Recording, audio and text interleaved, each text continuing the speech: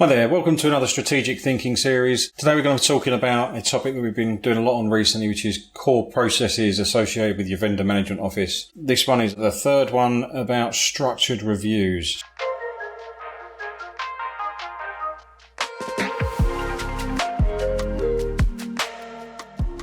So, what is a structured review? So, a structured review is a meeting with the buyer and the supplier, otherwise your organisation where you're the vendor manager and you've got business units potentially, and the supplier you've engaged with to provide products or services or a combination of the both for you. It needs meeting notes, right? It's not a chat. It's a structured review, and this is what we believe in the vendor ops say and also in Brooklyn, that you need to hold it in a structured manner, it needs to be consistent and cover key parts of what is considered to be the things required for delivery and the outcomes to be expected and benefit realisation of the deal and the reason you've engaged the supplier in the first place. So it needs to be structured, it needs to be held in meaningful conversation with a vendor. It needs to be constructed of what is pertinent and what is important at that point in time, and the minutes written so and the associated actions assigned and carried out, and those reviewed between sessions. It needs to happen in both the organisational terms, so the organisation is in the supplier's organisation and the buyer's organisation and what's happening in those two companies in the strategic view, and also what's actually in the contract that's being brought together in the collaborative sense to be delivered. So there's kind of three elements that if you could treat that as a Venn diagram, it's two companies,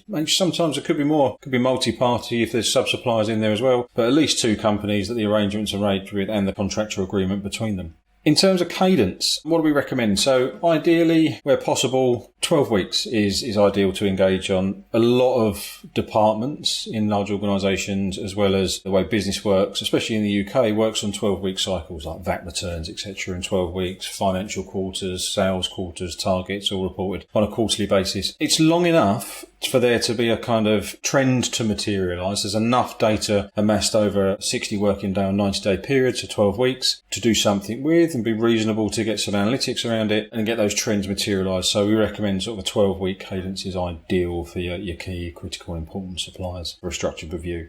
In terms of contents to cover, so what would we recommend? So contractual agreement. So the specifics about the contractual agreement. Have there been any changes to that? Is the state of where you're up to given the life cycle of that contract and that delivery? Are you where expected to be? Are you still getting the best out of the agreement? And that's not just both from the buyer sense, for you, for the vendor manager. Are we getting from the supplier what we envisaged? There's also, is the supplier getting from us as a customer what they envisaged to get from it? And is that relationship good? And does that contract need to be changed in any way, shape or form?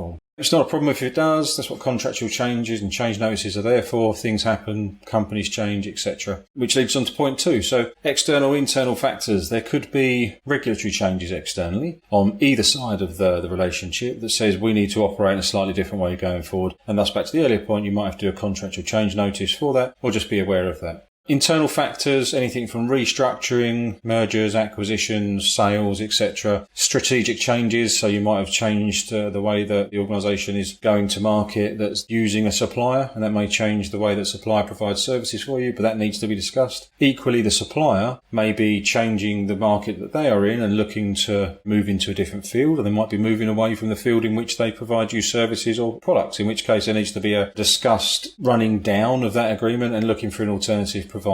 But the only way you're going to discover that is by meeting with them regularly and having that open conversation about any external or internal factors that are taking place over the last quarter or 90 days. Forward-looking section, so supplying, reviewing, what's the roadmap of each organisation, what's being looked at from a horizon scanning perspective, will anything change, is there anything coming on to the environmental factors, so you could look at things like geopolitical, like Brexit as an example, could be discussed at these sessions, or pandemic related, like COVID we saw, how's that impacting the ability to supply and the ability to receive, which then leads us into the fourth one around challenges and blockers. Are there any concerns or challenges being picked up either at a tactical level in terms of that's going to contribute to a lack of delivery or a lack of desired outcome and thus benefits realisation?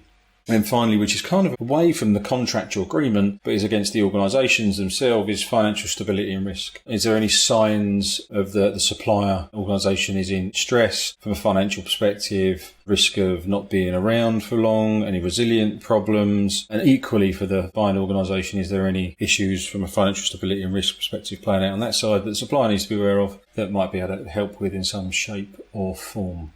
There's lots more you can cover in these sessions, but I think those 5 points, if you covered them in a structured manner each time, writing up the necessary outcomes, doing the minute taking, etc., noting the actions down and assigning them accordingly to be worked on in the next period, and then review each time you get together, you'll be a long way there to being on top of what we would consider to be a worthwhile and decent structured review. Easy said, we see a lot of organisations and just don't have something in place that's defined to this level and as repeatable and as applicable as this. So structured reviews, there you go. One key or core process that we think your vendor management office function sorely needs. Feedback and comments welcome. Let us know what you think. Did I miss anything? It would be good to hear.